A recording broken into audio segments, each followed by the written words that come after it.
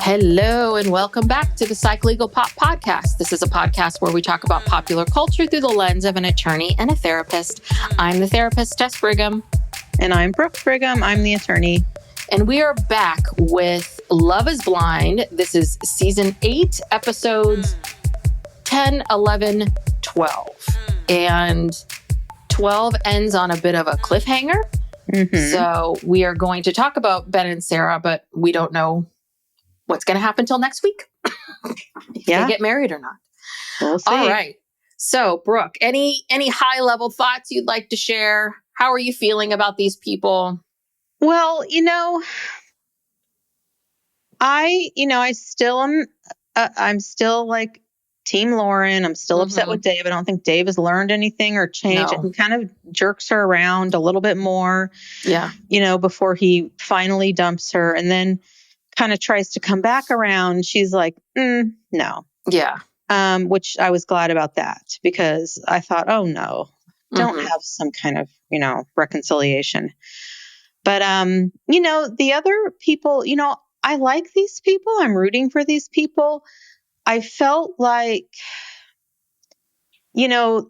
especially the women, I felt like we're really trying to go deep with these men. Like this is their last chance to go deep and get some answers. And I didn't really feel like the men were responding. A little bit. Yeah, I can see that. I know what you're talking about. I think one thing that's kind of interesting is, they've had seasons in Chicago, but other than Chicago, I don't think there's been any other seasons that are the Midwest. And one thing that we're seeing is there's this real theme of people having a very hard time wrapping their brains around, which I understand, why someone would want to do this. I mean, I think we've seen, like, this is the first time in in a Love is Blind season where we've really touched upon sort of, and obviously it's because it's season 8, sort of the meta parts of it, that there's fame involved and that people have that everyone has thoughts and feelings about Love is Blind and the process of it before the person even goes on it. And I don't know if it's because where they are in the country and maybe this is just a generalization and I'm way off, I don't know, or if it's because the show is this far along. But it seems to have a different feel. That's just my 2 cents. I feel like people have always been skeptical. I mean, remember Mama Marissa, who threatened to cut off what's his name? Yeah, but that was just last season. I'm talking about like those early seasons, like Atlanta, Chicago, right? Like it felt. I don't know. It felt very different. I feel like the parents have always been skeptical. The families have always been skeptical. And I don't think that has anything to do with being in the Midwest. I think it's just that, as a parent, if your child said they were going to do this, I think any parent who wasn't skeptical and afraid for their child would not be a good parent. I mean, I guess so. Because there's a lot of heartbreak, because look at the track record of this show. Yes. It's not good. And a lot of people get their hearts broken through this process. And so, they're right to be skeptical, I think. And it was kind of weird, like, because some of the parents didn't want to be on camera. It seemed like quite a few of them didn't want to be on camera, and maybe showed up later. Because, we see it at the end of episode 12. Ben and Sarah's wedding, all of a sudden Ben's family is there. Yeah, Ben's family's there. We'd never seen them before. Yeah. So I guess they got on board. Or maybe it's just editing. Maybe they did have footage of her interacting with his family, and it just wasn't as good as the interaction with her family. So they had to choose. There's only so much time you can use, and maybe it was just better for TV. Yeah. Okay. I don't know. There's some couples that they really kind of psyched us up that there was going to be problems, and they even tried to make it seem like there would be problems, and there were no problems. Yet. There's been, okay. So there just seems to be a little bit like, and we can start with, where should we start? Let's start with the couples that are like Daniel and Taylor. I mean, I don't have anything to report. We're going through the motions here. Yeah. You know, they went mini golfing, you know, and Daniel says, do you want to imagine what our first song is? And Taylor goes, oh, that's fun. I mean, these two are middle-aged already. Like they're ready to. They have their Christmas card photos already. Oh yeah. Their gift, oh God, I forget the trinkets for their wedding. They're going to give everyone an ornament with a picture of them a Christmas card ornament. Yes. So that everyone could put it on their tree. Yeah. And, they have their final date is that ice skating. They're out ice skating, and then they eat dinner in the middle of the ice rink, which I can't believe nobody slipped walking out there. That seemed treacherous, but no, I mean, there's really not much to say about these two. They are perfect for each other. They are obviously goo goo gaga, head over heels. I don't know what else there is to say. I mean, I don't know. That's it. Yeah. I thought her dress was really pretty. Yeah. Oh yeah. The dress shopping. Yeah. The first one, her mom thought it was a little too revealing.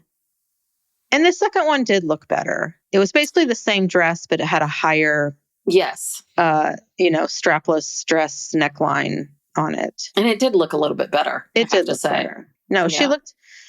Yeah, she said she wanted to look like a princess, like the top. She's on the top of a wedding cake or something, and she did. She looked like the perfect bride, and what more is there to say about them? Not much. I don't know what else to say. Those two are not full of drama at all. No. But so let's move on to Devin and Virginia, because this one I felt was a lot of faking out. You know, there were a lot of fake outs, because I thought that last scene where they're kind of, kind of quiet with each other, and he's like, oh, well, I had a chance to talk about to ask about the prenup, and he sits down. I thought, okay, this is it. They're breaking up. And he's like, oh, law looks good. Let me sign it. I mean, it was a lot of nothing. But like when they were in bed, they were lying in bed, and she was I felt, this is like what I said before, I felt like she was really pushing to try to get some more information out of him and to get him to open up. Because she kept asking him, well, how do you feel about this? And how do you feel about that? And then he was like, oh, well, his main concern was, well, how do you feel about our level of intimacy or something like that? And she's like, oh, I think it's fine. And I sort of got the feeling that he didn't think it was fine, because it sounds like they haven't had sex. Yeah, he wants to have sex. He wants to have sex, and I think he wants to do it before they get married. Yeah, and I think maybe she might not want to. Yeah, clearly. She says she's fine with it. And I don't know, their conversations are just so like, oh, well, how do you feel about this? Oh, I'm fine. Well, what about this? Do you think oh, yeah, everything's so. And it's like, come on. Like, I don't believe everything is fine. When I was watching, so the first scene we see with them, they're meeting Virginia's mom, Mary, and Mary has a ton of questions, and, Mary's like very open and, but skeptical and, trying to put it all together. And this is what I realized, this is what I wrote down, which is, what's so hard about this whole thing is all they're doing is talking.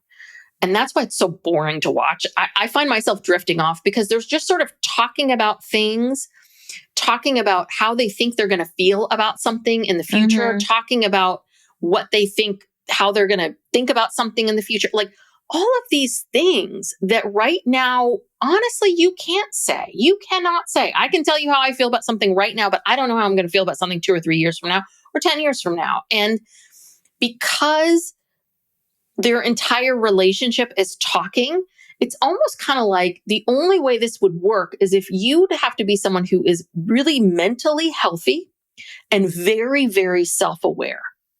So self-aware that they are able to articulate and describe what they think, what they feel, and be very rooted in those ideas. And that's the problem. The problem is, that's all I was thinking was, Mary, you can ask 1,000,001 questions, but until Devin is faced to do something, you don't know if any of this is true or not. I mean, this is the part that drives me crazy. Yeah. And I think Devin in particular, he just looks like a deer in headlights to me. He does not have that self-awareness. He does not, I don't think Devin knows who he is Yeah.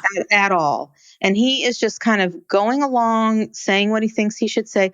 And, they had Took the political oh, well, we'll get to that too, but they had a scene they did a thing where, last time on Love is Blind, and they replayed that scene where Virginia goes to his apartment for the first time and sees the shoes. Mm-hmm. And I didn't catch this the first time, but she said to him, oh, so how much is all this going to cost me?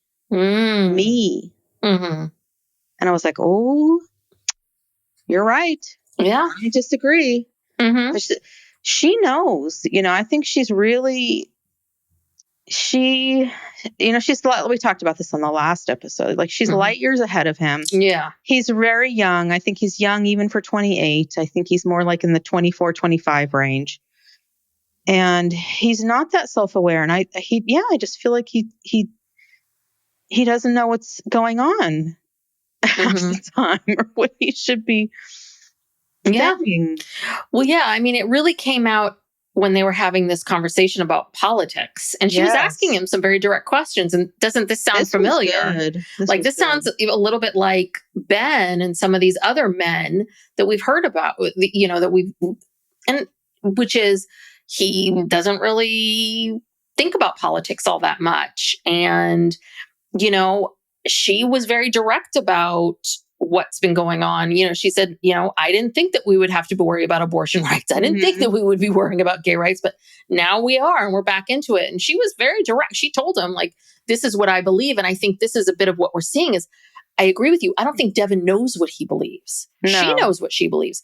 He doesn't know what he believes. And that whole abortion issue, you can see he's kind of spinning, like, how do I phrase this? How do I say this? Because I don't think I have no idea, but I'm just saying that he may have a very different opinion than she does, but he either doesn't feel comfortable to say it to her, doesn't feel comfortable saying it on camera, or doesn't really understand it, or why he feels the way he does. I just wonder if, like, his parents might have told him, well, this is how we feel about these issues. And so that's how he feels. He pretty much said, I mean, Virginia's unequivocal, and she is a person of faith, but she was very unequivocal about how she completely supports abortion rights, no matter what.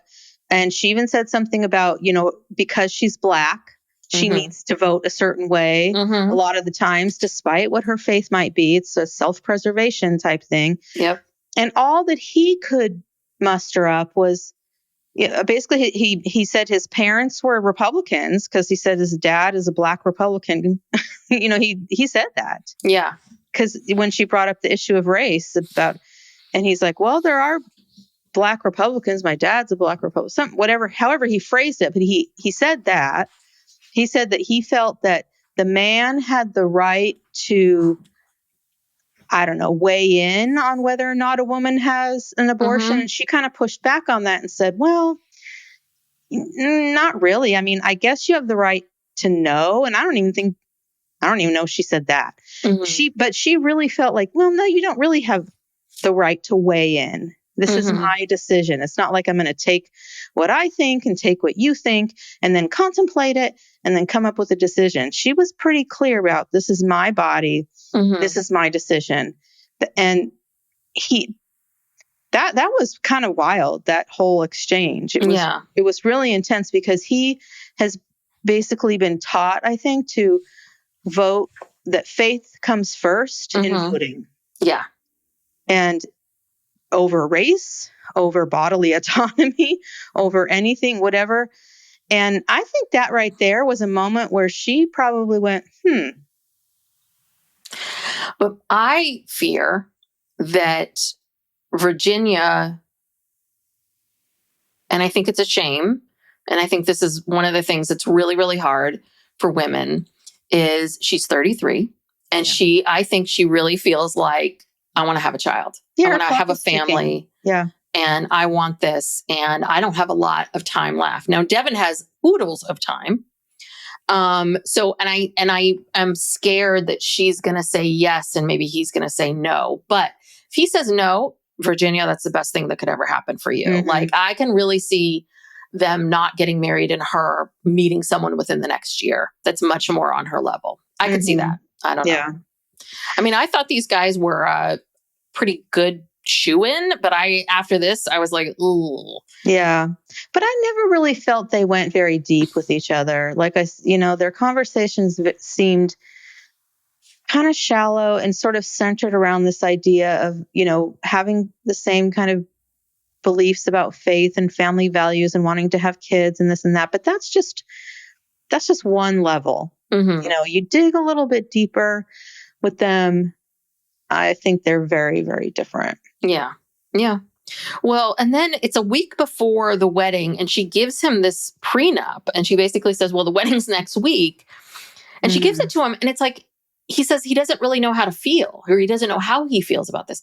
I'm like, she brought this up in Honduras. Right. All the two of you have been doing is talking about your feelings. This is all I've seen for the last couple weeks. So that's, and I, now that I'm thinking about it, you're right that I am shocked to hear how many of these men can't seem to know how they feel right now and somehow think that a week from now, their feelings are going to be very different. What I was talking about earlier was like, it's very hard to know like how you're going to feel about moving to another city 2 or 3 years from now, or a job change or any of that. But like, yeah, in the next couple weeks, your feelings should probably be about the same.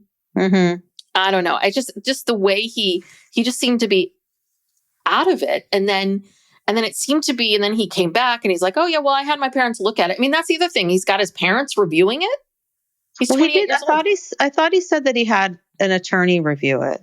His parents' attorney. Okay. Well, yeah. I mean, that's the thing. His parents are clearly suspect of it because he repeats what they said about it, and what his sister said about it. And yeah, you're right. It's his parents' attorney. It really should be. I mean, at least in California, prenup's not even valid unless both sides have consult with an attorney prior to signing it. I don't know what the law is in Minnesota, but of course he should have a attorney review it, and she's fine with that. But if it's your parents' attorney, and I don't know. It's like, be a big boy, Devin. Like step out a little bit, be a big boy. He's just so childlike to me. Like, she's just so far ahead of him. And he gives her that, they go on that horse-drawn carriage, and then he gives her that basketball with the jerseys and all that kind of stuff. I mean, it's very cute, sweet. But yeah, it's sweet, but it's a little bit like, okay, yeah, like that's where his head is. It's basketball. Yeah. And he did say he coaches high school basketball. Okay. Last week we were unsure about that. But yeah, I mean, that's the thing. He has he has a part-time job, barely part-time. Coaches at high schools don't make any money. And then he's an assistant athletic director, probably at like a YMCA or something. Yeah. And then I think he probably coaches some people like independent, like I bet personal coaching. Yeah. I bet you the best money is from personal coaching, but he works at these other jobs. Yeah. And then goes out and spends $700 every other week on a pair of tennis shoes. So, they're in different places, but yeah, I don't know about them. Should we talk about Monica and Joey? Oh, sure. I was going to say, should we talk about the wedding dresses like at the end globally? Yeah, because I have. Yeah, I mean, I was going to talk about Dave and Lauren and Ben and Sarah since they have the most, and then there's the whole group dynamic situation. Okay. But I don't know if we should talk about that after Dave and Lauren, because that's kind of what happens afterwards. I don't know. Let's talk about Monica and Joey, though. Okay. Because, yeah, I mean, this one, I don't know what to make of these two. We see Nicole, she's back, and she's less frosty. She is taking engagement photos for them as a gift. And I guess Monica, after the whole incident where she made the comment about Joey playing the part, or she had these criticisms about Joey, Monica said she was really angry with her sister, but her sister did apologize. And then she apologizes to Joey for her snap judgment. But we see from scenes of next week that sister is still, she's still got opinions. She's still salty. Yeah. Yeah. But this is what was really bugging me, because Joey is saying to his friends, like, he's like, yeah, I'm just taking everything day by day. I don't know if it's going to be a yes until I'm right there. And so that makes complete sense of why now we hear Monica going, well, I'm holding back a little bit because I'm not getting any validation from him, because I agree with her. I too would be like, wait a second, you don't know like how you feel. I mean, I think it would be one thing if the two of them had a relationship like Dave and Lauren, where everything's been up and down and so crazy, but you guys have had a very somewhat smooth thing. So, I think it's been smooth because they haven't really gone that deep. Like, they finally get into talking about their love languages. Yes. And she talks about, I think like physical touch and, I think that maybe there's some things that she's missing from him. Yeah. And I don't know how many times she's told him this, if she's just now telling him this, but she's basically telling him that he doesn't communicate with her in the way that she wants to be communicated with. Because he doesn't validate her. And so because he never validates her or says any of that, she doesn't feel safe. And so she's holding back because she's so worried about getting her heart broken, which I'm sure he feels on some level. But like he said, what was interesting though, he said his love languages were acts of service and words of affirmation. And the minute he said words of affirmation, I'm like, okay, this is her, right? She jumped right into that one. And she used that as her starting point to basically say, hey, that's mine too. I like that too. Yeah. Yeah. And quite frankly, you're not affirming me ever. So what you going to do? Well, yeah, they always seem like they're just on like a fun, like, second or third date or something. I don't feel like they ever go really deep. And then, she's got this pressure, I feel like, from her family and friends. And I don't know. Yeah. I don't know. I don't know how the two of them, I'm nervous about them too. It all seems good at some point, but I don't know. I still think that Joey, I don't know. I think that there's still stuff both of them need to work on. You know what I mean? I think Monica needs to work on being a bit more assertive and asking for what she wants, because this is a couple days before the wedding. And is this the first time you're bringing it up? And then, but also he needs to be, he needs to be more conscious of it. And it's this weird thing where I get the sense of some of the men like in this group are like this, where it's a little bit like, well, I'm not someone who tells people, I don't validate people, or that's not who I am. And it's like, yeah, okay. But part of all of this is growth. And if you want to be with this other person, you have to you have to approach things differently. You have to be willing and open. Trust me, all these men want to be validated. Yeah. But they don't seem to want to do anything to validate the other person. And I don't know, this whole thing, I hate it when people are like, just take me for who I am. It's like, it's not how it works. It's not how it works. So anyway. All these men, the way it's like when you point one finger at someone, you have four fingers, or 3 fingers and a thumb. I don't know. Yes. And it's true. Like hello, they're just all like, okay, I don't know. Yeah. Okay. So this is going to start to get complicated because there's the Dave and Lauren stuff, and then there's the whole group stuff, and then there's the Ben and Sarah stuff. Ben and Sarah, I'm going to put them over here. Those are my notes. So, and then there's, So what should we start with? Well, why don't we talk about Dave and Lauren, because they don't even participate in any of the other group stuff. Good idea. Okay. I fucking hate Dave. Can I just say that? I hate him. He is a smug piece of shit. And Lauren deserves so much better. Yeah, she gave him every chance. She put up with his bullshit for so long. And he's one of these people who everything that he's accusing her of, he's doing. Yes. All of it. And, he's just, it's almost like he's just trying to punish her. He's trying to say, I really want to be with you, but, and it's like, no, you don't. You don't really want to be with her. Because if you did, you would be trying to understand. I mean, he tortured her, like not letting her meet any of his friends or family, His whole hang up about her having sex with someone a week before. I mean, all of it is just so insecure. That's so insecure. So my question is this. This is what I was wondering. We have no outside validation or evidence or that we know how Dave's friends feel, but we've heard a lot about Dave's sister, but we don't even really know. We don't know if she really feels that way, or if she even cares. Yeah, the whole time I was thinking, God, the sister is judgy and controlling, and what's going on here? And like, yeah, you're super judgy, David, and so she, and all this. And then all of a sudden it occurred to me, I'm like, but we don't know. All we know is his interpretation and how he's interpreted her to us. She could be like barely paying attention. Yeah. And then the dad, what was it? The dad was like, not even, because she's questioning, well, why haven't I met your dad? And he's said something about, oh, well, he's out of town or something. You know what I mean? It's like, what? Like, you didn't plan in advance to have your family available for this taping in case you were you knew the schedule. You know that they said, look, make sure your family is available or however you want to be there to support you. Your friends or family are available during this time for filming. And what, his dad's just off on some trip. His sister is MIA. I mean, he could be lying about all of it. Yeah.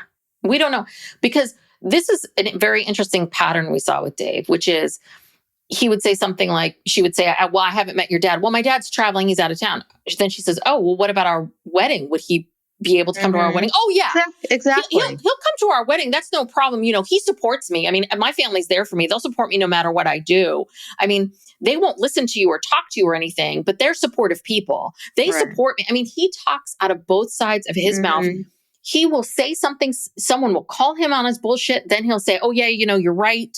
Then he'll reiterate the bullshit again. And then someone will call him on again. And then he'll get defensive. I mean, it's utterly exhausting. Utterly that's exhausting. How you know it's all a lie, because if they supported you, they'd be here right now.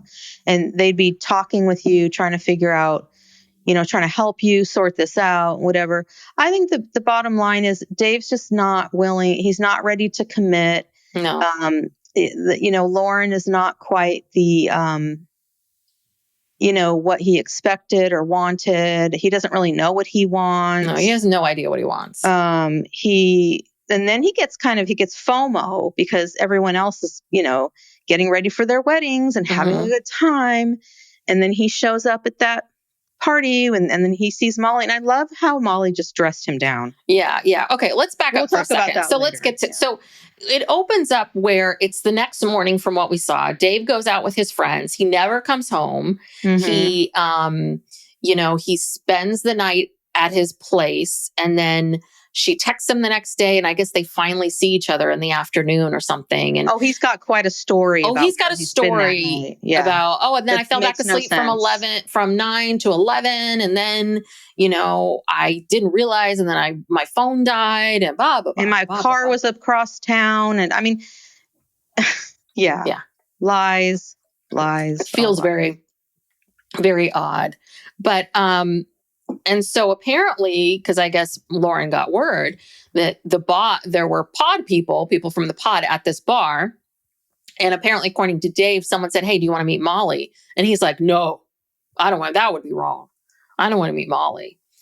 And then Lauren says, well, my parents are in town. And he of course is like, oh no, they're in town. And she's like, yeah, you know, but he was like, but she was like, I was prioritizing your friends last night. Remember? That's what our evening was supposed to be. And it's even in this, he then goes into this whole thing about how he's like worried about what people are going to say. And I'm worried about this conversation with your mom or your parents. And she's like, and then of course, Lauren's like, well, okay, let's workshop it. So there's Lauren working with him, helping him process her, you know, she wants to make it work with him. And she's doing all of this work. It's making me crazy. Like, and then they go meet her mom, Kim. And she asks him, well, why did you want to do this? What was your thinking? Well, a lot of my friends started having kids and it seemed like a lot of fun. And he's like, I want a kid. He said that. Yeah. Yeah. Good answer. Okay, great. Good answer. Yeah. I mean, I don't remember. The mom, you can see with her mom, Kim, you can see how Lauren is the way she is. She's very grounded, and the mom is very grounded. Like the way the mom was, she was just very much like, okay, hey, this is unconventional. This is weird. You got to respect that my husband doesn't want to be on camera. This is what makes relationships work. She gives them some advice and that's it. And she was very much like very straightforward. And then Dave, her father, Lauren's father, doesn't want to be on camera. And then Dave weaponizes that later on with his fight with Lauren. Do you know what I mean about the fact that Lauren's father wouldn't be on camera? And it's a little bit, he uses that as an excuse. It's like, oh, Dave. As an excuse of why his family doesn't want to be on camera. And Lauren's like, wait a second, this isn't the same thing. No, it's not the same. That drove me nuts. He doesn't want his family on camera. Mm-hmm. Lauren would like her dad to come on camera, but is respecting that he doesn't want to. Dave is purposefully keeping them away because he doesn't want to commit. He doesn't want to be with her. Mm-hmm. Yeah. And he doesn't want to look like a jerk on television. Yes. I think he knew like long ago, probably in Honduras, if not sooner, that he did not want to be with her. And he has just been sabotaging it and looking for excuses ever since. And it's so obvious. Yeah. I mean, well, then we learn this whole new lie and this I think was also very troubling, which is they go bowling and then they start to get into their relationship as they're eating nachos at the bowling alley. So they decide, okay, let's go to a cold movie theater and have this conversation. So he goes into this whole thing about his sister. My sister has high expectations of me, and my sister was so worried about me going on this show. And then, I finally kind of convinced her that nothing would happen. And, I told her I wouldn't get married. And then, but my sister won't meet you and I'm so torn what to do and la, la. It's just like, dear God, you're now telling us you're a big fat liar yet again because you didn't really want to get married. You didn't want to get married. Hold on, you didn't want to get married. Here?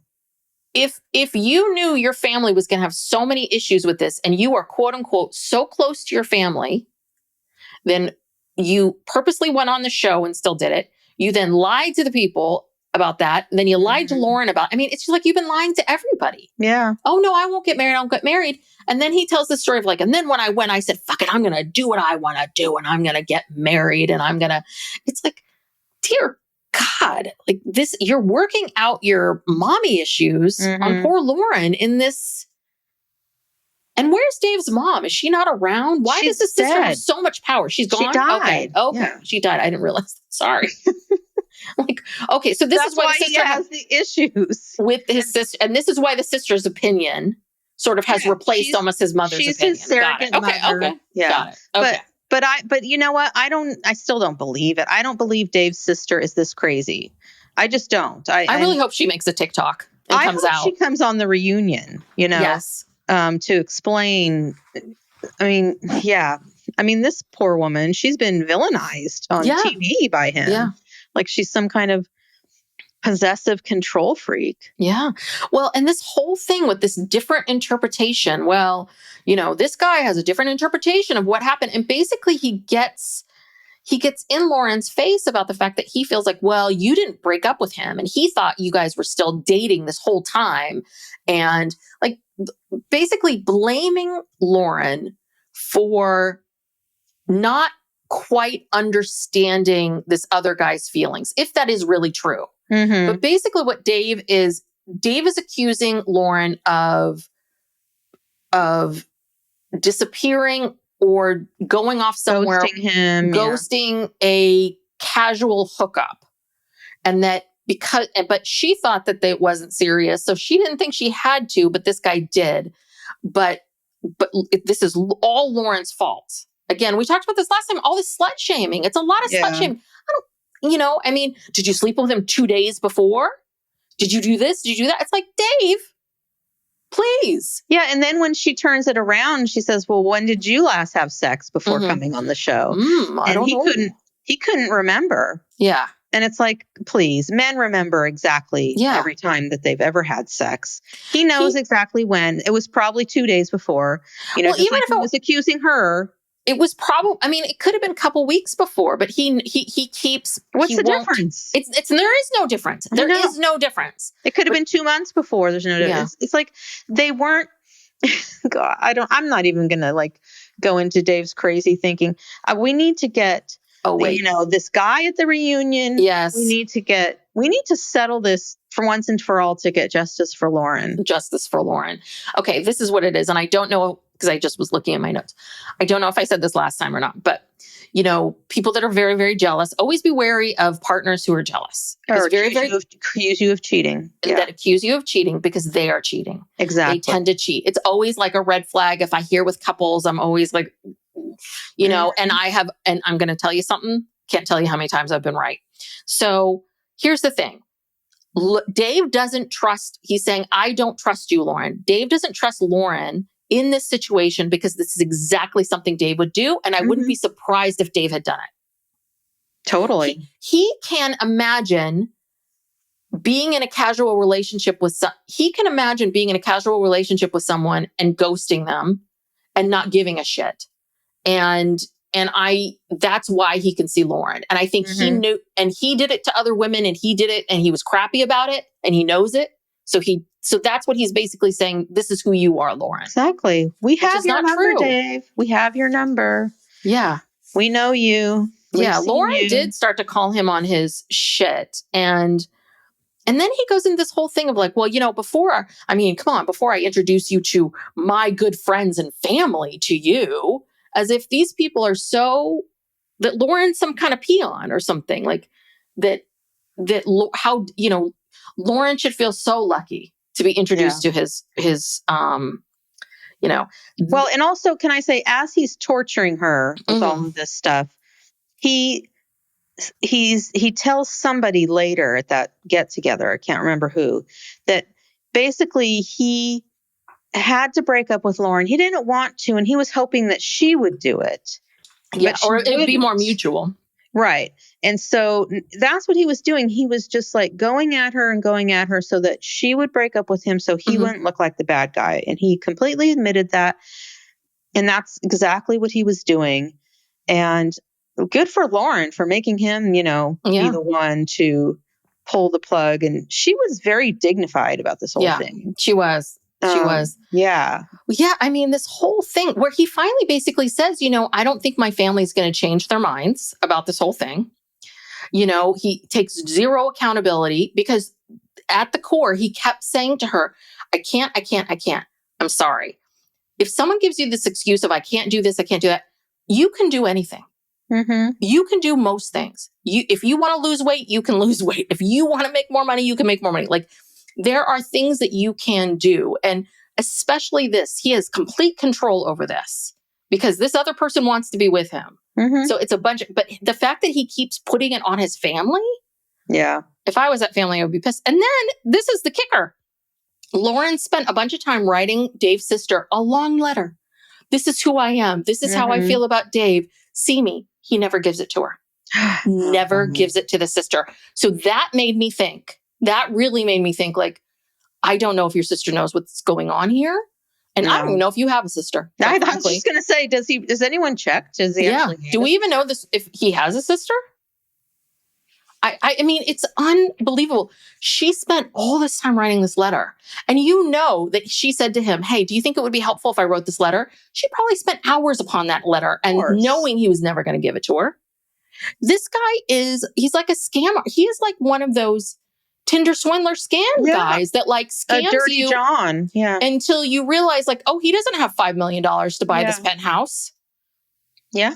You know, he sent me all around looking at penthouses for no apparent reason.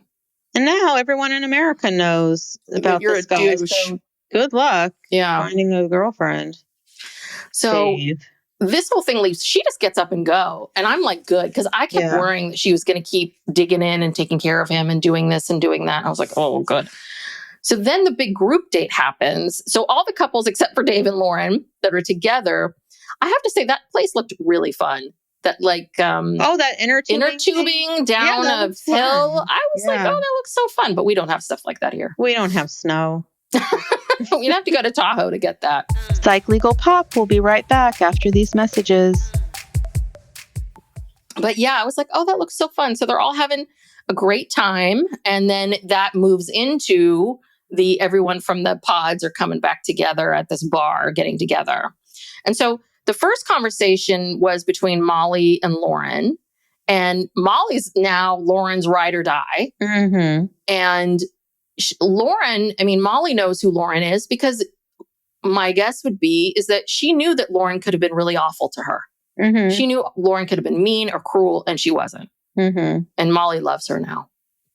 I'd like to see Molly and Lauren dating show. But Molly then admits, she said, yeah, did you hear? I saw Dave the other night. And she said, yeah, I heard about that. And she said, and Molly says, I didn't really want to meet him, but there was a girl all over him at the bar. And she felt like, I felt like you needed to know that. I didn't know what was going on with you guys. So, that's interesting. Do you think maybe he hooked up with that girl? Oh, probably. Yeah. So and hands down the best line of the night. Molly goes, you know what? He really wasn't that great. And this is did you see those selfies of him on Instagram? This is hands down for women. This is the moment when you get together with that other woman where the two of you have been fighting over some guy, and the both of you realize the guy's a numbnut. Mm-hmm. And he's a fucking idiot. And we are so much better than this. Yeah, they dodged a bullet. Yeah, both you ladies dodged a bullet, for sure. For sure, for sure. Oh, yeah. And then Britt and Devin talk and meet, but nothing really happens. They just kind of have a chat. I didn't really know. Well, do you know it wasn't that very interesting. She ended up, they didn't show this, she ended up matching with someone on the show. Oh, good. Yeah. And I guess they didn't choose them to go to Honduras, obviously. But I think they dated for a while, but then I think they broke up. Oh, okay. But anyway, yeah, nothing, there's really no there. But, yeah, that was nothing. And then Dave shows up. Ugh, and all the guys hug him. And then wasn't Dave's Lauren there first? She got there first, and she had those conversations with Molly first. Right. And then Dave comes and so everything comes down. and here's the thing. It's like Dave is very worried about his image. Mm-hmm. And he came that night to rehab his image. I think that they had a conversation, and maybe Lauren said, I'm going to go, thinking, because she said, I don't think Dave's coming. Like Lauren, I think, but he's got to go rehab his image. Now, this is where things start to get kind of interesting and odd, and I wish we had more information. So Madison shows up, and then right after Madison shows up, Meg and Mason show up together. And they're dating. Yeah. And so apparently Meg says that she, right after the pods, like the minute she got her phone back, she reached out to Mason and was like, hey, what's going on? And I guess they started talking, and now they are dating. Mm-hmm. But there's some controversy that kind of got dropped. So then, Madison. Madison gets there, and Madison's so pissed, and she's shooting daggers at Molly.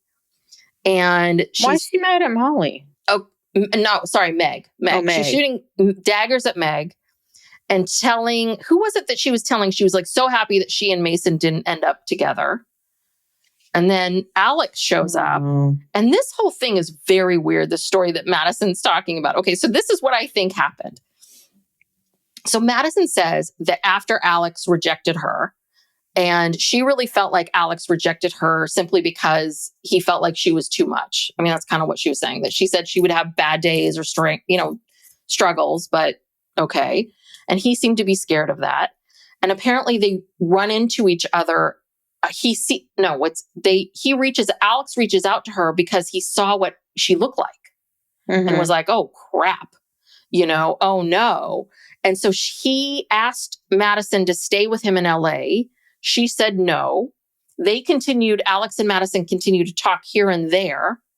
And then apparently in the midst of all of this, Meg starts messaging Alex, because Alex claims that Meg was liking a bunch of his photos. I don't understand. She's saying that Alex is trying to pit Meg and Madison against, or like Alex is spreading rumors. I don't know what the hell's going on here. I think this is just Madison stirring up shit. She thought she was going to be the breakout star of this season. Mm-hmm. And, we went through all that bullshit with that foursome. She ended up with nobody and ended up with nobody outside of, the show. I think she's desperate. She seems just desperate for attention. The whole time she was talking and telling this story, my eyes were glazing over. It was like, who cares? Why are you here? Like, I don't care. You're not even on this show. You're just, I don't like her. And I just, I don't care. I think she's just looking for attention. She just couldn't stand the fact that she, didn't hook up with someone, and she thought she was going to go all the way on this show. I really do. Yeah. Well, I definitely think she was feeling pretty good about herself when she had these two men sort of fighting over her. Yeah. And then I'm sure she was shocked, as we were, that she walked away with no one. And I think that, Madison, I think especially women like Madison, who are really beautiful, much like that girl from last time that left with Leo, like these women who are really beautiful. It's this weird thing where I think they're like, well, so I'm always judged by my looks. So now Love is Blind, they won't know how good I look. And that someone will fall in love with me for me. But they are also very cognizant of the fact that they're gorgeous and that they're going to have some power over these men. I think that Madison's very used to using her sexuality and the way she looks as a way of controlling men. Oh, totally. And this was not, she could not control them. She could not control Alex. Alex then sees her and I don't know. She's got a lot to work on. I don't know what's going on with this Alex, but this whole thing felt very high school and very messy. And I'm like, it really did. Meg is trying to create rumors with this person and that. It's like, but I thought they seemed very happy with Mason, and Meg seemed happy together. I don't know.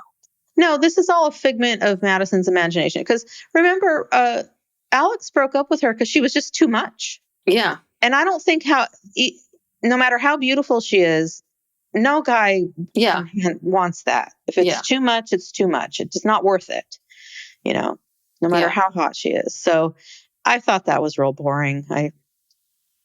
Anyway, I was just kind of like, I was trying to write it all down. Like, what's happening here? Like, it's not worth even remembering. I know. I wasted too much time. I was like rewinding. I'm like, so what's happening now?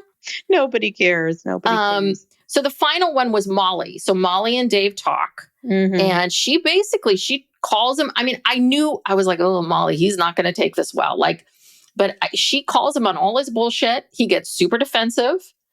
And of course, he reacts how he did. And then he acquiesces a bit with her. Like, he kind of realizes, like, I can't keep getting so defensive. But he doesn't want to hear any of this stuff, Molly. But this is the best. So he said to Molly, my sister told me that she would not approve of anyone that I got engaged to. I'm like, so on the show. So why are you here again? Why are you here? And then, and also, why are you shocked that your sister won't meet you? Like, your sister told you exactly what it was, and then you went and did something, and you're now expecting a different result.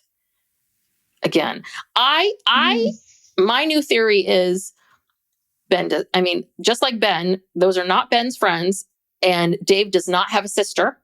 And I bet you anything he dropped the sister in as his way of getting out of all this. I think this was his escape hatch the whole time. Yeah. I hope this all comes out. I do too. I hope it comes out somewhere. If not in the reunion on TikTok or something. People are out there furiously working on this story. So I'm going to sit back and wait. But this is not as it all seems, for sure. Yes. And so then at this party, Dave kind of posies up to Lauren and talks about how he wants to hug her. He misses her. That. He's trying to like get back in. And I was like, oh, no, no, no, no, no, no, no. And luckily she was like, no, no.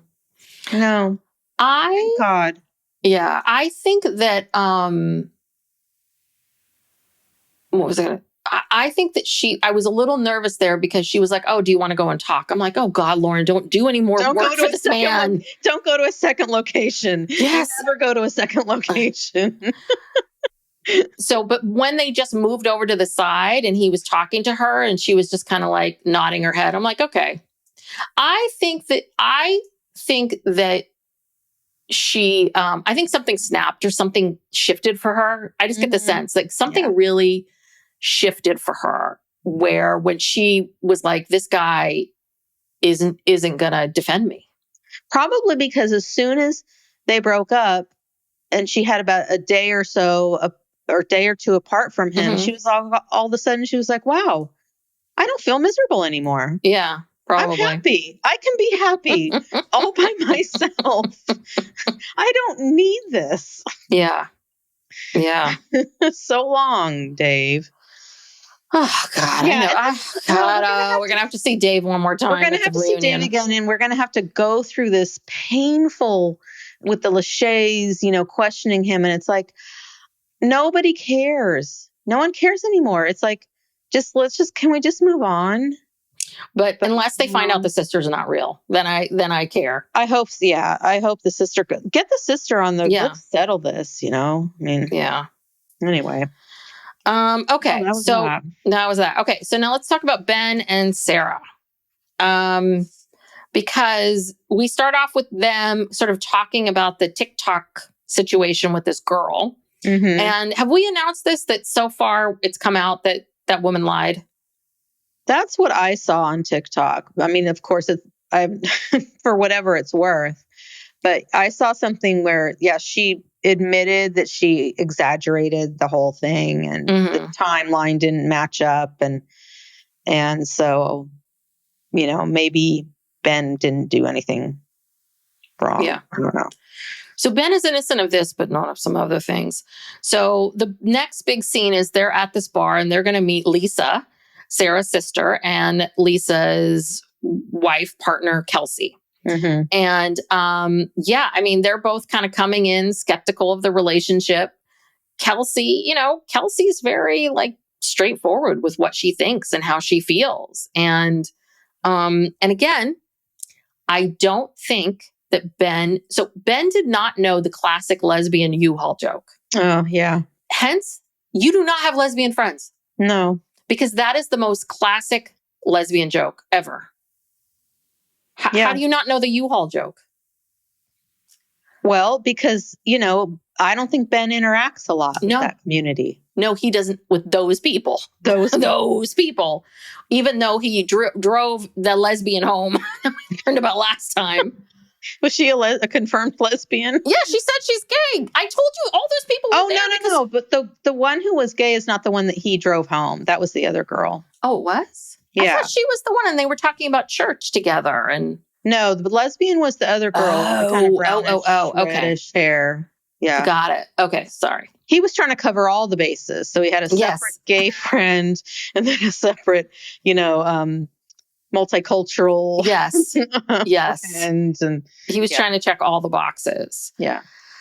Yeah. I mean, again, we're back to the same thing. And Kelsey, Rightly, and Lisa, basically are kind of saying the same things that we're all saying, that we've been saying about Ben, which is he's privileged. And he doesn't even get how privileged he is because he does not have to think about anything ever. Mm-hmm. So he has never thought about these things. And I don't know. I found what Kelsey was saying about acceptance and, this whole idea about church and, does your church accept, all different kinds of people? And Kelsey's like, I hate that. I hate that I have to be accepted by you. Right. And just all of it. They were saying that to Ben and Ben's like, oh, I love that. I'm like, oh, dear God, Ben. Ben, she just called you out saying that you shouldn't. No, this, thank God Kelsey was there. She really drilled down and she really brought up, just how much Ben does not understand about this. Yes. And also so then the overall theme of this period, prior to the weddings was that Sarah starts to really have doubts about Ben's religious views and whether or not his religion truly would be a friendly, safe space for her and her family. And she goes to a service at his church. Yes. And, just looking at her body language and the look on her face, she looked pretty uncomfortable. Yes. At what was being said. And of the church service that we saw, she had a very defensive posture. Her arms were crossed. From what we saw, the pastor was like, I wish more people would be into Jesus. I feel bad that I'm not getting more people to come here to worship Jesus. It was kind of an empty church. The church was they were upstairs. It seemed like there was there was a bunch of people because they were way up in the top. Yeah, but I looked down on the bottom level. Oh, I thought a lot of seats were filled. Full. Okay. Well, what I love about this, because in my mind, when I think about, because we weren't raised with religion, it all seems so foreign to me, like this way of thinking and being. But I try to think about, like, listen, I follow therapists and other people that I think are interesting and good speakers and researchers and, Brene Brown and people that talk about these kinds of things. And I'm like, this is not different than what this pastor is doing. But the problem is that this pastor, all we heard you talk about, you didn't give us any information. You didn't give us any aha moments. Granted, this was. I know it's just for 5 minutes. We only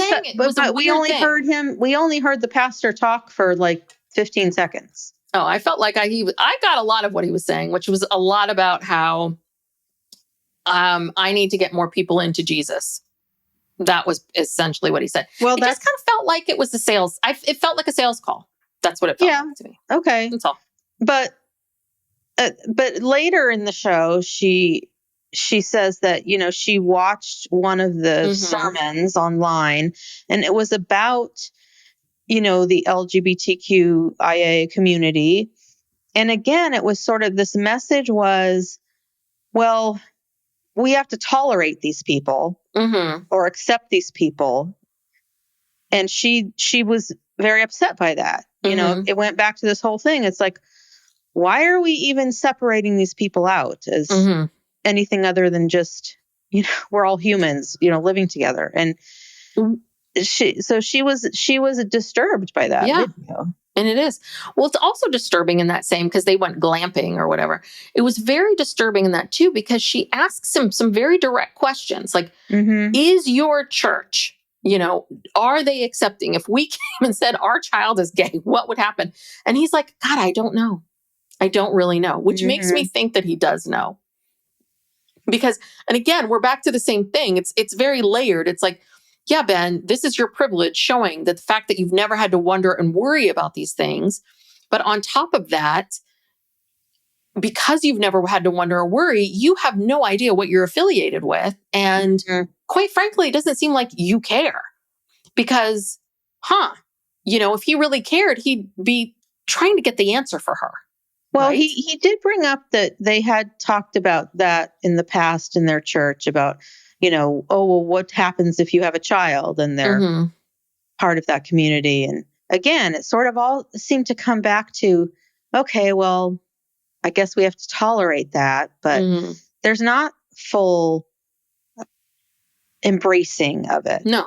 And they try to dance around it and they use these words, but Sarah's picking up on it. Oh, yeah. Sarah's picking up on it. And even Sarah, who to me seems like a lapsed Catholic, I guess,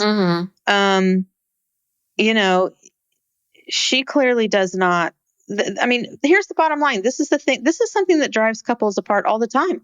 They have completely different religious views or, world views, spiritual, religion, whatever you want to call it. And she's looking at this and thinking, okay, am I going to go to this church for the rest of my life? Even if I don't go every Sunday? Because she talks about, well, I can go, I'm not going to go every week, but I can go on holidays. Do you even really want to go on holidays? If you don't fundamentally feel comfortable there? Yeah. Why would you want to go just because it's Christmas or Easter or whatever? Well, yeah. I mean, I think that video, right? She talks about that because there's a few things that she says that she talks about the videos, and she said, they did broach the subject of sexuality, and they said something like the answer was, well, desires are different than actions. Mm. And that the example that they gave was, well, if your kid comes home and says, I'm fat, I'm going to do all these things to lose weight, you would tell your kid, no, no, no, don't go on some sort of starvation diet. And I, like Sarah said, that's the worst analogy. That's the worst example of anything I've ever heard. That makes zero sense. And then she asks him, she said, would you be open to joining a different kinds of church? And she's a little bit like, and she finally says, how do you not know what their stance is on gay marriage or sexuality? And then this is what Ben says. Ben says, the church just wants to be a positive, wholesome place. They want to focus on the things that pertain to everybody. Again, Ben, human rights pertain to everybody. Right. People being accepted for who they are pertains to everybody. This pertains to everybody. Because quite frankly, you know what this is? Ben doesn't like the fact that Sarah is like making him go deep and think about things that he doesn't want to have to think about. And that's why, people tend to, I don't want to make a blanket judgment, but this is why people push these things away, or they make these comments like, oh, I'm not homophobic, or I'm not racist, or I don't have a racist bone in my body, or whatever it is. It's like, they're not willing to look at their own stuff and their own biases and their own crapola for one moment, because he would have to then admit that this church doesn't believe in that. Yeah, he's just been indoctrinated. Yeah. I mean, he's towing the party line. He's repeating the lines that he's heard over and over and over again in church. And I really wonder if he's gone to this church since he was a child, or if this is something that he came to as an adult. Because it kind of feels like, because, he has those friends. One of the friends who was at the friends meeting was at the church with him. I'm like, oh, so they got him another day rate. So I guess that's his church friend. But I kind of wonder, like, how he came about being in this church. I don't know if he always did. I don't know. But yeah, I mean, she's looking at him thinking, I don't know about this. No, I wrote down, Sarah isn't sold. No. Because Ben says, I have not thought about this stuff. And Sarah's just like he didn't think about George Floyd. I mean, hello. Yes. Yes. And didn't she bring that up to her sister and her partner? Oh God, I don't remember. I think she did. I think when they first got together, or it was a time Ben was not there. Yeah. And they were talking. I don't know. Maybe I'm getting confused. But anyway, I mean, yeah, no, Sarah is onto him. She is kind of in this place where she's like, yeah, I like this guy. We're having fun. We're glamping. We're having a good time. But I don't want to go to this church ever again. Yeah. Yeah. and also Kelsey, I thought, and this is the first time this has ever come up with this show. Definitely directly said on the show. I'm sure people have talked about this, but Kelsey said something about because Sarah really wants their blessing and their Lisa and Kelsey's approval. And Lisa, of course, is like, well, what do you mean by blessing? But Kelsey says, it's very hard to buy into an experience, an experiment that we can't participate in. And I think she's also bringing up something that is important to remember and think about, which is that, there is no love is blind for Kelsey. And that is right. Like, I get it. I get why they'd be annoyed. Anyway. What do you mean that they're not a part of, like, what? Well, because it's a heterosexual dating show. They could do, which I think they should. Version. Yeah. I think that would be great to see that. But I mean, again, I just think that it's this. I don't know. You can see, and this may be very stupid for me to say, but it just like, you can see that it's hard to be gay in Minnesota. Yeah. I think the two of them have had to really fight. It's hard to be gay anywhere. It is, period. And but I think it's very hard to be gay in Minnesota. And I get the sense that they've really felt like they've had to want to have their voice heard. That's all. That was my sense from her. She wanted to say what she wanted to say. Yeah. Okay. So where are we now? Well, I think we've gone through all the couples, right? So now we're getting into like the weddings, the pre-wedding stuff, the dress shopping, the bachelor. I mean, we can talk a little bit about the dresses, I guess. The guys, they have their... Like, who cares? Now, did you notice that Ben's groomsmen were those two white guys? Oh, the one guy from church wasn't? The one guy from church wasn't there at all. Oh. His other friend of color, I don't remember. He isn't in the wedding, but he was there. And I know that Ben has a brother. His brother was there. His brother was there. But it was like, oh, these people look like your friends, Ben. That's interesting. That's interesting. We have not met these guys yet until now. It's like, okay. So, okay. So the dresses, we talked about Taylor's dress, very princess-like. Sarah's was very pretty. I feel like they knew what was what because those dresses fit them like gloves, a week before the wedding. That just seemed too easy. And they didn't try more than one on. Yeah, I think maybe they got complaints or something. Yeah, I think people got annoyed, myself included. I hate the wedding dress shopping stuff. So they really cut it down. Well, I liked everybody's dress. Yeah. I thought everybody's dress was beautiful. They all looked gorgeous. Who was the second one that came out? Was that Taylor? Oh, it was or Sarah. What's her name? Sarah had the one with the big slit up the side. And then oh no, was that Monica? Did Monica have the... Sorry. Okay, so Monica came out, up the side. Sarah had that kind of lacy, really fitted with the straps that you could wear up or down. And then Virginia had a very sparkly, similar dress with the straps that came down on the arm, more poofy and sparkly. I mean, they all look gorgeous. They look like they had their perfect dress already like fitted and ready to go.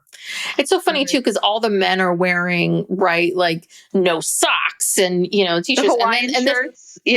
And then we see Daniel. He's in a tux. He's ready to go. He's James Bond. He is. Yeah. Well, and Devin had a more traditional look, but Joey had the more casual, beachy kind of thing. But so then they have the guys went to the Vikings football practice field and threw some balls around. And one thing I do have to say about Ben, he's quite athletic. He was the only one who could kick a field goal and and do the football in the right place. But, they did that. And then I can't remember. What did the girls do? God. They went to the Mall of America dressed like old women. Like old ladies. I'm like, you guys, if I would have banged my head against the wall before I did this, I'm going to tell you this right now. I would be so annoyed if I was forced to do this. Well, First off, I hate dressing up. I kind of thought it was funny, but then I kind of felt offended because it's like, they're probably like, oh yeah, we look like a bunch of 50-year-olds. So I'm like, oh no. Yeah. Oh dear. Okay. Yeah. That Mall of America, that looked kind of fun. Yeah. Well, they said this is what we're famous for. I've never been to Minnesota, but Mall of America. Mall of America. So yeah. And then we went when they had their last dates or whatever. Yeah, that was when Sarah and Ben went glamping and Danielle and Sarah went ice skating and Devin was in the horse-drawn carriage and all that kind of stuff. And then Joey and Sarah went to that beautiful conservatory. That was gorgeous. Yeah, I kind of fast-forwarded through a lot of that because it was a lot of just like talking. And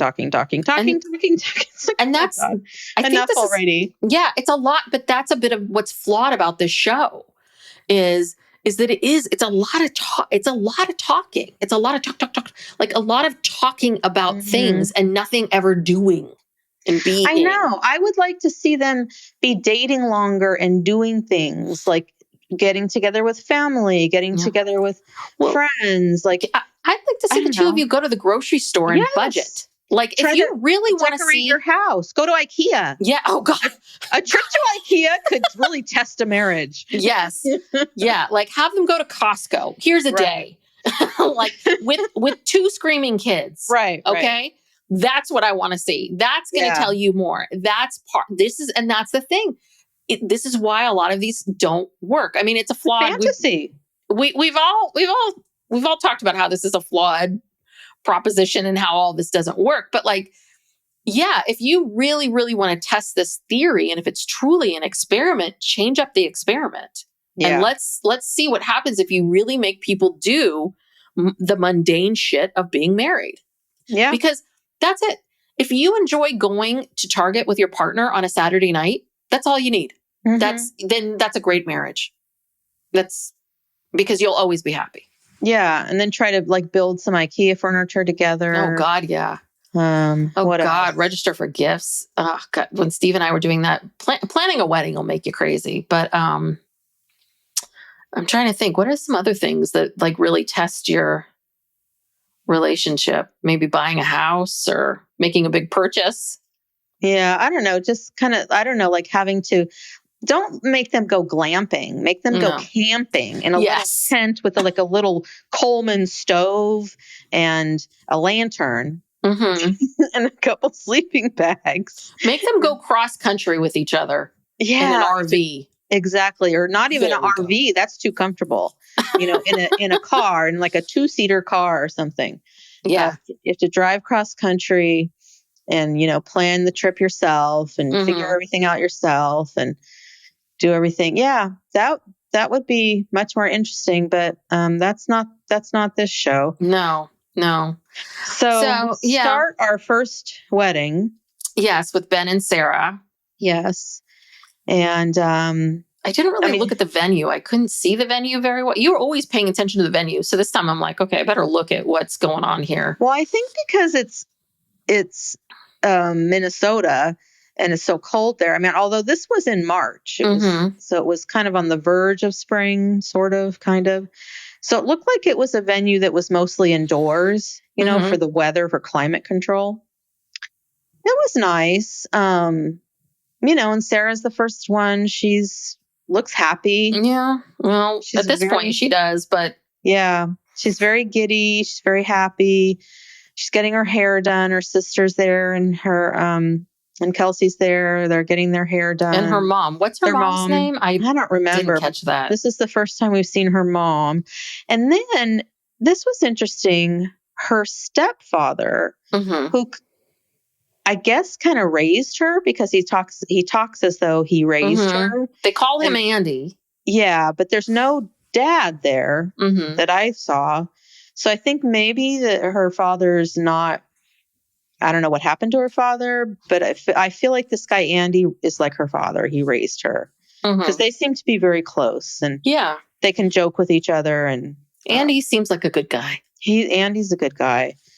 But then there's a point where her sister kind of pulls her to the side and says, I really want you to do what you want to do. You make this decision based upon what you want, not what anybody else wants. Yeah.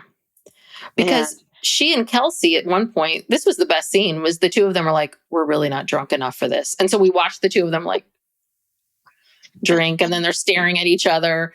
And they're like, we don't want her to say yes because she feels like she has to, that she's a people. So I guess it sounds like Sarah can be a bit of a people pleaser. And so Lisa's worried that her people pleasing is going to get her to say yes. But Sarah does. And this was the most raw moment of the entire thing. Sarah does say, my heart is saying yes, but my brain is telling me I don't know. And I think that's what it is. I think that right now she loves him and she's having fun and she enjoys him and all of that. But her brain is going, this is going to become this is going to be a huge goddamn issue. In the back of her head, she's thinking about that church thing. Yeah. She's thinking about the fact that this guy is not interested in George Floyd. Yeah. Doesn't pay attention to Black Lives Matter. Right. Doesn't think about gay marriage. She's rewinding, going back. And I think all these little things that she pushed aside because it was fun and it was romantic and, she was all caught up in that. Now all these things are coming to the front of her mind. Yeah. I don't know. Have you ever had friends that had really different political views? I don't know if I've ever had a friend or a couple that had very different political views that were able to make a marriage or get married or stay together.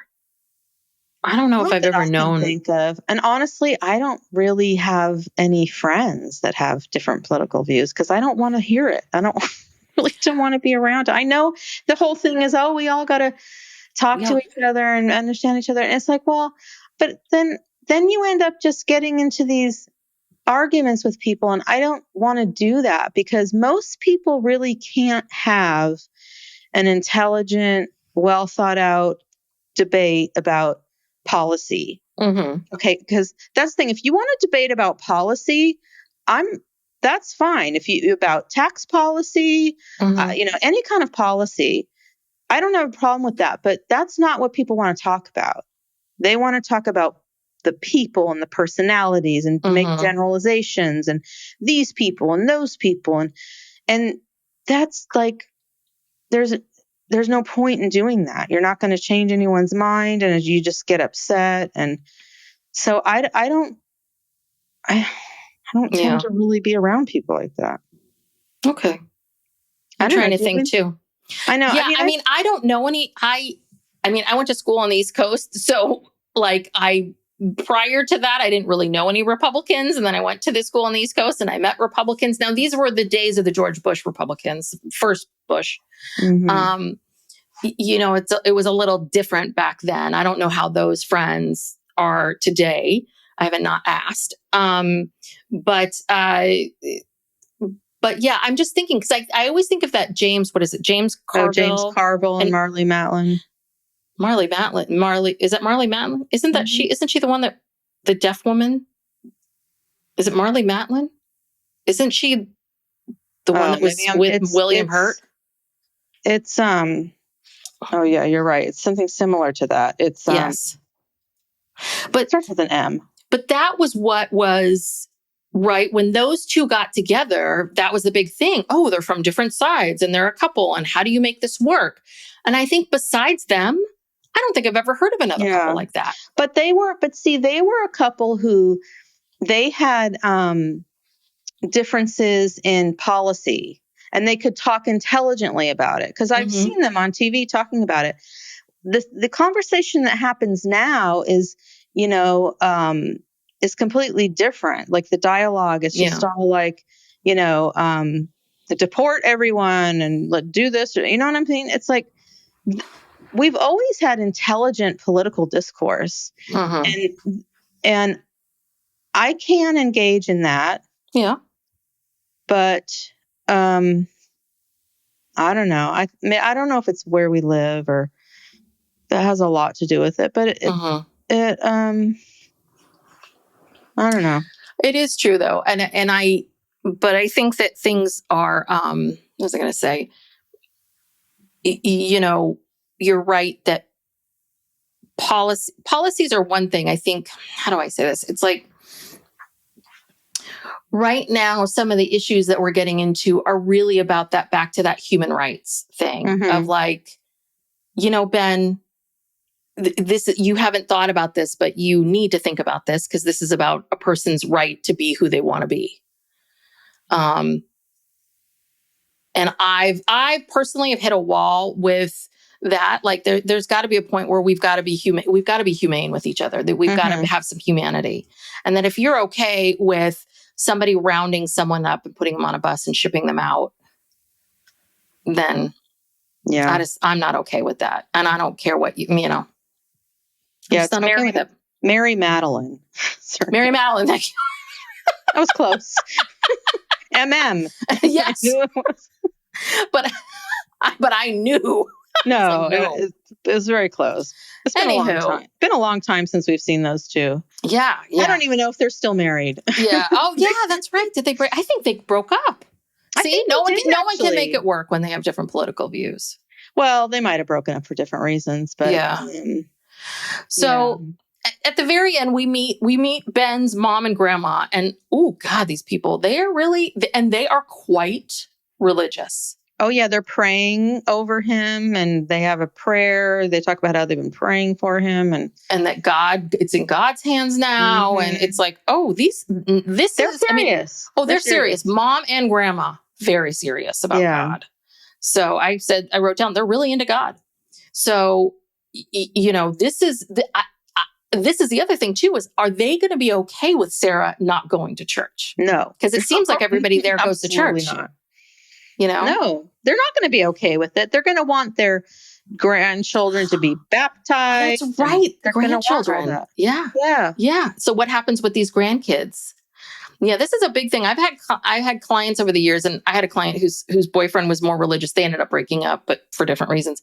But that was her big concern, was they had been together for a while, but she was very much like, I don't want to go to church every Sunday, and I don't want my kids to have to go. Like she was just kind of like, I don't, and that was a big issue. So anywho, and then it ends on a cliffhanger. She walks down the aisle, and that they got the worst pastor known to man, whomever was marrying them. He looked terrible. Like he was missing half of his teeth. I was like, where'd they find this guy? The same casting agency where they found Ben's friends. They were like, oh shoot, we forgot to secure. We need a pastor or a reverend or someone. I don't know. We need to secure someone. This guy, great.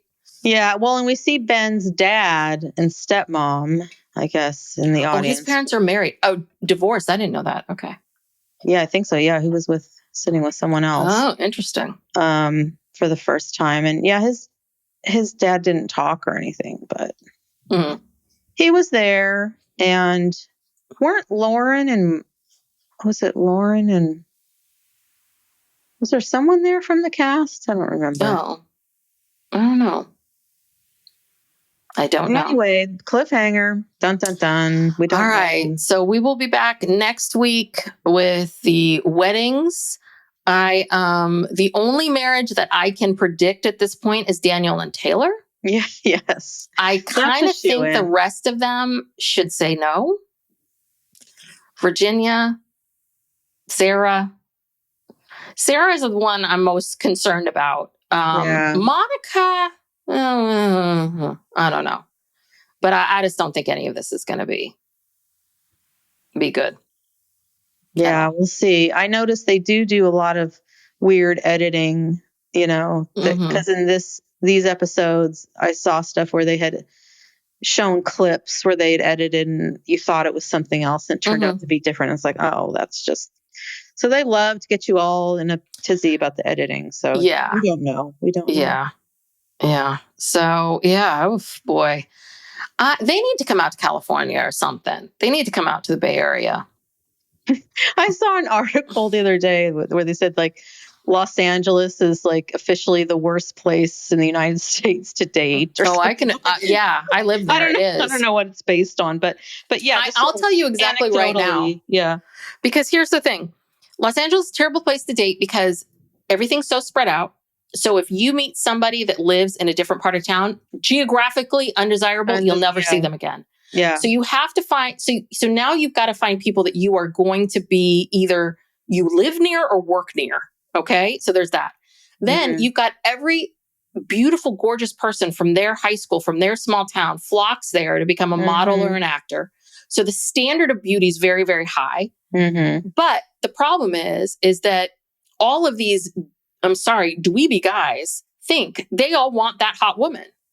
And it's like, she's never going to be with you. Or if she, you know what I mean? It's like, there's a lot of guys who are constantly trying to date women that are really, out of your league. And so there's so much pressure all the time. And like everyone feels kind of crappy about themselves. Do you know what I mean? And even the people that are gorgeous. Even the people that are gorgeous don't feel good about themselves because they're constantly being compared. And, the actors are being told to get thinner and thinner and thinner. It's like, it's full of a lot of really unhappy people. I will tell you that much. So. Yeah, I can believe that. And the Bay Area I don't think it's that much better because, I mean, first of all, like for women, it's always been, sort of the joke that, there's not a lot of straight men. And then the men who are straight they know they have a statistical advantage. Yeah. There's a So lot of Peter Pans out here. A lot of Peter Pans. Yeah. So they really, I don't know, or they're just not that interested. They just, they never grow up. Like they Yeah. want they want it all. They want to just have their cake and eat it too. And people aren't serious about it. I mean, we have this fantasy about how we think people in the Midwest are more family oriented. I don't know. We don't know. But it seems like they're more family oriented, want to settle down, have a family. Out here, people are like, I have plenty of time for that. Yeah. I'm not worried about that now. And, usually you end up getting together with someone because someone gets pregnant or something. Like literally. Well, yeah. I mean, that's the other thing about around here is that there's a lot of money and there's a lot of tech money. And these tech jobs, though it's changed with COVID, but one thing is a lot of these tech jobs pay, and a lot of people will take these tech jobs because of this. Like Meta will pay up to like 7 or 8 rounds of IVF or 7 or 8 rounds of freezing your eggs. Mm-hmm. So I've had so many clients that were at Meta or Google or whatever these companies where they got a bunch of eggs frozen for free. Mm-hmm. And so they did that at like 30. And so now they're 37, 38, and they're like, well, I got these eggs. They're young. They're good eggs. So that's another one too, where I think for some women, they feel like they have a little bit more freedom. Mm-hmm. They can wait a little bit longer, and it's all this stuff is available to people, and it's there. But yeah, I don't know. I think I had an easier time dating in San Francisco than I did in LA, but some of that is just because of San Francisco's easier to navigate. It's much smaller. Yeah. People aren't so geographically undesirable the way they are in LA. And you're working all the time in LA. Yeah. I just think in big cities, it's hard in general. It is. Because, you see someone and, unless you're real aggressive about getting their number or something, you'll never see them again. Yeah. You know what I mean? It's like, if you live in a smaller town, you might see the same person. Like if you're on the same kind of route, or you shop at the same time, or you're doing this or that at the same time, or you're showing up here, whatever. But, and that's why so many people, I think, end up meeting people at the gym, because you usually go to the gym at the same time. People have their people need it work at the same time every day. Yeah, at work. Work is another one that, I mean, again, it depends on how big your office is and what that is. But yeah, I could see that at the gym. Yeah. But definitely I don't know. I've not been at a singles bar or a bar kind of scene in a long, long time, especially not without my husband. So I don't really know, but I don't know if people go to bars anymore to like meet people. I don't think so. I don't think they really go to meet people. I think they go to hang out with their friends, and then they go to the dating apps to meet people. Because it's easy. I don't know. It's kind of because you're in a bar, it's loud, and you're with your friends. You want to talk to your friends. Mm-hmm. So I think it's just now it's all about the apps. No matter how old you are, I feel. Yeah. Yeah. So, anyway. Yeah. Well, I don't know. Do we know what next city is? I mean, we'll find out on the reunion, but I guess so. We'll find out at the reunion. I don't know. I'm going to predict. They haven't done anything on the East Coast. Yeah. I mean, they could do Boston or Philadelphia. Those two. Boston would be great. Philly would be good. Either of those, I think, would be really good. I feel like maybe I'm making this up, but I sort of feel like I did hear something about San Francisco being floated around. But I don't know. Who knows? We'll just keep watching this show no matter what. Complain incessantly. I don't like any of these people. When's the next season starting? Yeah. We're like, I hate all these people. What's the next scene? Yes, the show Love is Blind. And, I really love how Nick and Vanessa are really phoning it in. I swear, that not this drop of episodes, but the last drop of episodes, we see them. They're like, hello, welcome to the Minneapolis St. Paul. I swear to God, if they told me they were in front of a green screen, they're like, oh, we're not flying you there. You'll go there for the wedding dress shopping. But it just felt like, why are you even here? Why do you even need to be here? Just remind us there's hosts. That was a green screen. And yeah, I barely noticed. I was just going to say, was Vanessa even at Yeah. I don't barely noticed her. Yeah. Yeah. How much They've are they really cut getting that paid down. for this? God. Well, I think they're producers. So I Oh. think they're making money from this for sure. So. Oh yeah, no, it's number one show.